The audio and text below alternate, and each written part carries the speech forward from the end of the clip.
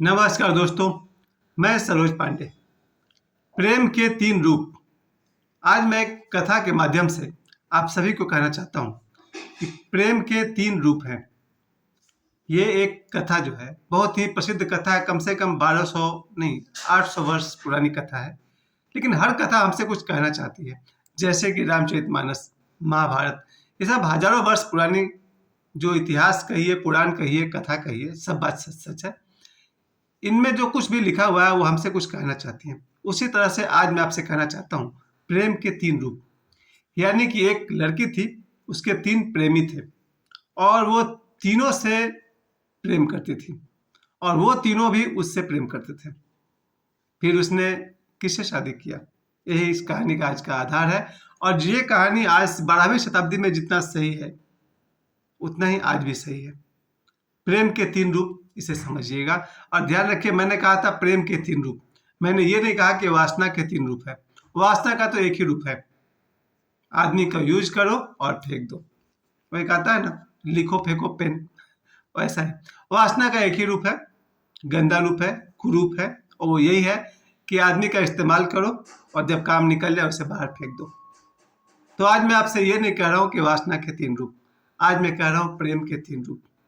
और प्रेम को समझना है तो थोड़ा वासना की गंदी को भी जरूर समझना होगा। फिर मैं बताऊंगा कि उस लड़की को तीन लोगों से प्रेम था और उन तीनों को उस लड़की से प्रेम था। फिर विवाह किसके साथ हुआ, इस कथा को लेकर हम लोग आगे बढ़ेंगे। लेकिन मैं एक बार फिर से कह दूं, प्रेम के तीन रूप है, वासना के तीन रूप नहीं है। वासना का एक ही रूप है, स्वार्थ का रूप। यूज कीजिए, सुख भोगिए, सुख लीजिए और काम निकल जाए तो फिर किक आउट कर दीजिए। चलिए मैं वापस लौटता हूँ अपने प्रेम की तरफ। क्योंकि पिछले 2 दिनों से जो मैंने वीडियो बनाया था, जिसमें मेरा पहले का वीडियो था इग्नोर करने वाले गुड बाय, उसमें ऐसे ऐसे कमेंट्स आ गए थे जिससे मुझे लगा कि लोग मुझसे नाराज हो रहे हैं कि भाई मैं कहना क्या चाहता हूँ। भाई सीधी बात थी कि इग्नोर करने वाले को गुड बाय कर दो और जो आप पर ध्यान देते हैं उनको उनका साथ दीजिए, उनको समय दीजिए, अपना एनर्जी, अपना धन उन पर ही खर्च करिए जो आपको इग्नोर नहीं करते हैं, समय देते हैं। कल मैंने जो दूसरा वीडियो बनाया था उस पर भी लोगों ने अपना गुस्सा निकाला। कल का वीडियो का जो भी था, तो मैं भूल ही जा रहा हूँ कल मैंने क्या वीडियो किया था। साक्षी तुमको याद है कल मैंने क्या बोला था? हाँ तो वो भी मुझे, हाँ चलिए वो मुझे भी याद नहीं है। इसलिए आज जो मैं बात उठाया हूँ प्रेम के तीन रूप, इस पर हम लोग थोड़ा सा विचार करें। बहुत काम की ये बात है और शायद हम सबके काम की बात है। एक गुरु की एक बेटी थी। जब वो जवान हो गई 18 वर्ष के आसपास में, तो गुरु को चिंता होने लगी कि इसका विवाह किससे कराया जाए। उस गुरु के जितने भी शिष्य थे, 20-50 शिष्य थे, उनमें से गुरु किसी एक को चुनना चाहता था। लेकिन फिर उसे पता चला कि गुरु की बेटी को 3 शिष्य पसंद करते हैं, उनके ही 3 शिष्य उसको पसंद करते हैं, प्रेम करते हैं और तीनों उस लड़की को प्रेम करते हैं और वो लड़की भी तीनों से प्रेम करती है। विवाह किससे करे, ये बात आ गई। लड़की भी सोचती थी अगर एक से विवाह करेंगे तो बाकी तीनों भी अच्छे हैं, इनको छोड़कर ही पछताना पड़ेगा। फिर किसी और, इस तरह से उसने तीनों लड़का पर एक एक करके विचार किया। शादी तो तीनों से करेंगे नहीं, विवाह तो एक ही से होगा, किससे विवाह करें कि सुखी रहेंगे। लेकिन उसको लगता था, वो जिसके बारे में सोचती थी उसको लगता था बाकी 2 को छोड़ देंगे तो ये भी पछताना नहीं पड़ेगा। मतलब लड़की असमंजस में थी कि हम किससे विवाह करें और वो 3 लड़के इस प्रतीक्षा में थे कि वो लड़की किससे विवाह करेगी। जब लड़की डिसाइड नहीं कर पाई कि हम किससे विवाह करें तो उसने अपना जीवन समाप्त कर लिया, क्योंकि वो कंफ्यूज थी, तीनों को पसंद करती थी। खैर, उस लड़की के समाप्त होने के बाद तीनों के तीनों लड़के बहुत दुखी हुए, पागल की तरह हो गए और जहां उस लड़की का दाह संस्कार किया गया उस शमशान में उस लड़की के दाह संस्कार के बाद, उसको जलाने के बाद, उनमें से एक लड़का वहीं बैठ गया शमशान में ही, उस लड़की की याद में, और वहीं बैठा रहा, धुनी रमाए रहा, कहीं गया ही नहीं। वो सोचिए उसका प्रेम कितना बड़ा था कि वो लड़का वहां से उठा ही नहीं, गया ही नहीं। दूसरा लड़का था, उसको ये लगा कि जो इस लड़की की जो अस्थियां हैं इसको जमा करके रखते हैं, और ये तो शमशान है, यहाँ तांत्रिक भी आते आते रहते हैं, अगर कोई तांत्रिक वैसा हुआ हो जो इसको फिर से जिंदा कर सके तो ये लड़की वापस मिल जाएगी। कथा है, मैं ये नहीं कह रहा हूँ कि 100% सच कहानी है। इस कथा का जो मैसेज है उसको आपको समझना है। तो दूसरा लड़का जो था उसने प्लान किया कि इसके अस्थियों को जमा करेंगे, बचाएंगे, सुरक्षित रखेंगे धोएंगे, पोछेंगे, साफ रखेंगे, संभाल के रखेंगे। किसी दिन इस संसार में कोई बड़ा तांत्रिक आएगा जिसको संजीवनी विद्या जैसा कुछ आता होगा, क्योंकि रामचरितमानस में भी संजीवनी कथा है, संजीवनी की बात है। तो कोई संजीवनी विद्या के ज्ञाता अभी भी है। मेरे गुरु जी हैं, त्रिजटा घोरी महाराज हैं, और भी कुछ गुरु हैं जिन्हें संजीवनी विद्या, महाअवतार बाबा जी को भी आता है। क्योंकि महाअवतार बाबा जी के सामने एक शिष्य ने प्राण दे दिए थे, पहाड़ से कूद गया था, तो उसके शरीर के समझे 100 टुकड़े हो गए थे। उसको महाअवतार बाबा जी ने सिर्फ हाथ रख के ठीक कर दिया। और महाअवतार बाबा जी आज भी हैं, और हमारे फिल्म स्टार रजनीकांत उनके शिष्य हैं, और भी कई लोग, शमी कपूर साहब भी थे। तो महाअवतार बाबा जी को भी संजीवनी विद्या आता है, त्रिजटा घोरी महाराज को आता है, और भी कुछ लोग हैं जिन्हें संजीवनी विद्या आती है। खैर, इस कथा में ये बात आती है कि उस लड़के को लगा कि अगर कोई संजीवनी विद्या के ज्ञाता आ जाए किसी दिन, तो ये लड़की फिर से जीवित हो जाएगी। तो जो दूसरा लड़का था वो उसके अस्थियों को जमा करता था, गंगा जी में धोता था, सुखाता था, संभालता था और रखता था ताकि वो नष्ट ना हो जाए।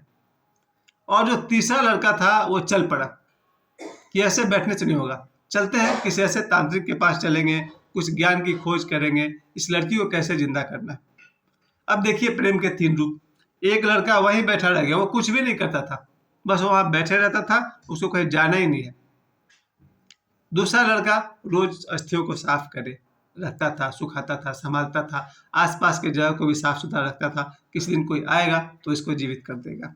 और जो तीसरा लड़का था वो निकल पड़ा है ज्ञान की खोज में। उसको एक दिन मिल गए बड़े गुरु, महाअवतार बाबा जैसे या त्रिजटा घोरी जैसे बड़े कोई गुरु जब मिल गए, तो उसने उनसे विद्या सीखी कि भाई ऐसा कोई विद्या है क्या। फिर से वो है ना संस्कृति कहानी में कि डेड बॉडी को वापस जिंदा करने वाला, ऐसे ही कुछ काल्पनिक। मैं कभी नहीं कह रहा हूँ कि ये कोई सत्य घटना है, ये एक कथा है जो हम सबको कुछ सिखाना चाहती है। फिर उस लड़की को, हाँ, वो जो तांत्रिक तीसरा लड़का था उसने तंत्र विद्या सीखा, मंत्र सीखा और लौट करके आया।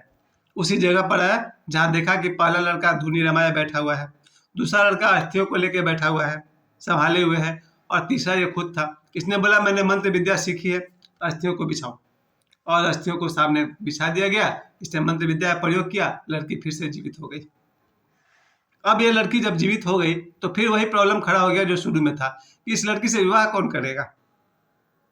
जो लड़का वहीं बैठे बैठे धुनी रमाए रह गया, न कहीं गया, न कुछ किया, न खाया, न पिया, उससे इसका विवाह होगा, या जिसने उसके अस्थियों को संभाला, धोया, सुखाया, उसके साथ विवाह होगा। क्योंकि वो नहीं होता तो लड़की तो मिलती ही नहीं वापस।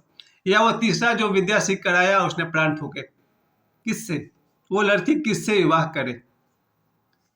और लड़की तीनों को पसंद करती है। लड़की को वो भी पसंद है जो धुनी रमाए रहा, वो भी पसंद है जो उसके अस्थियों को सेवा करता रहा, और वो भी पसंद है जिसने तंत्र विद्या सीख करके उसको जीवित कर दिया। लड़की के सामने फिर से वही प्रश्न खड़ा होता है कि वो किससे विवाह करे, और तीनों लड़के इस बात की प्रतीक्षा कर रहे हैं कि उसका विवाह किससे होगा। यहाँ इस कथा को सुनाने के बाद बेताल ने विक्रम से पूछा, अब आप समझ गए होंगे मैं कहानी में कहाँ से सुना रहा हूँ आपको। बेताल ने विक्रम से पूछा कि बता विक्रम, उस लड़की को तीनों लड़का से प्रेम है और उस तीनों लड़का को उस लड़की से प्रेम है, किससे उसका विवाह होना चाहिए। तब राजा विक्रमादित्य, जो उज्जैन के रहने वाले थे जहां महाकाल मंदिर है, ये उनकी कथा है। राजा विक्रमादित्य ने इस कहानी को ध्यान से सुना और कहा, जो व्यक्ति पहाड़ से तंत्र विद्या सीख करके आया और जिसके प्राण से, जिसके मंत्र विद्या से वो लड़की पुनर्जीवित हुई, उसका प्रेम पिता का प्रेम है। वो एक फादरली लवर है, पिता के समान प्रेमी है, इसलिए उससे लड़की का विवाह नहीं होना चाहिए। वो प्रेमी है लेकिन पिता जैसा है, और कोई भी लड़की अपने पिता जैसे प्रेमी के साथ सुखी नहीं रह सकती है, उससे उसका विवाह नहीं होना चाहिए। चलिए साइड कीजिए। दूसरा लड़का जो उसके अस्थियों को धोया, सुखाया, संभाला, उसका प्रेम भाई के प्रेम के समान है, क्योंकि उसने रक्षा किया। भाई का प्रेम क्या है? बहन की रक्षा करना। तो उस जो दूसरा प्रेमी था जिसने अस्थियों को संभाला, सुखाया, सेवा किया, साफ सुथरा किया, वो उसने भाई का प्रेम निभाया, तो उसका प्रेम भाई के प्रेम जैसा है, इसलिए उसका विवाह भी उस लड़की से नहीं होना चाहिए, क्योंकि कोई भी लड़की भाई जैसा प्रेमी के साथ खुश नहीं रह सकती है। बाकी बचा तीसरा, जो वहीं बैठा रहा, धुनी रमाए रहा, न खाया पिया, न कहीं गया और न कुछ किया, वही प्रेमी है। यानी कि उस लड़की का विवाह उसी प्रेमी के साथ होना चाहिए। इस कथा को सुनने के बाद बेताल ने कहा, वेरी गुड, बहुत बढ़िया, लेकिन तुम बोले क्यों? और बेताल पेड़ वापस उड़ करके पेड़ पर उल्टा लटक गया।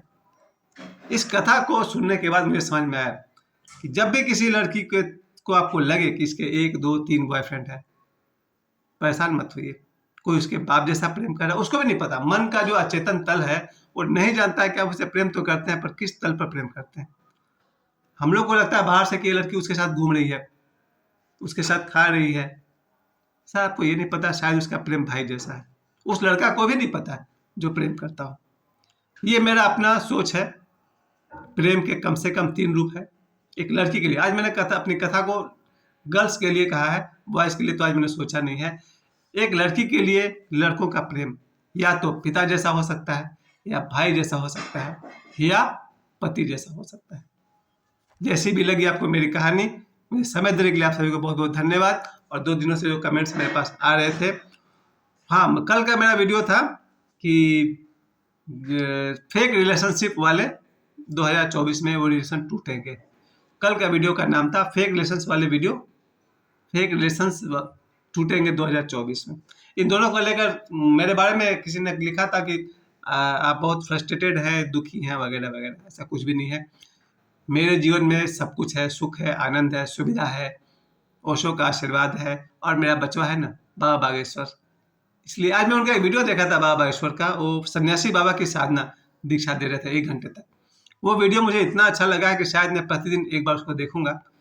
बहुत ही पावरफुल है। और मुझे समय देने के लिए आप सभी को बहुत बहुत धन्यवाद। मेरा प्रेम आपके लिए न पिता ऐसा है, न भाई जैसा है, न प्रेमिका ऐसा है, मित्र जैसा है। Thank you very much. आप सभी को बहुत बहुत धन्यवाद।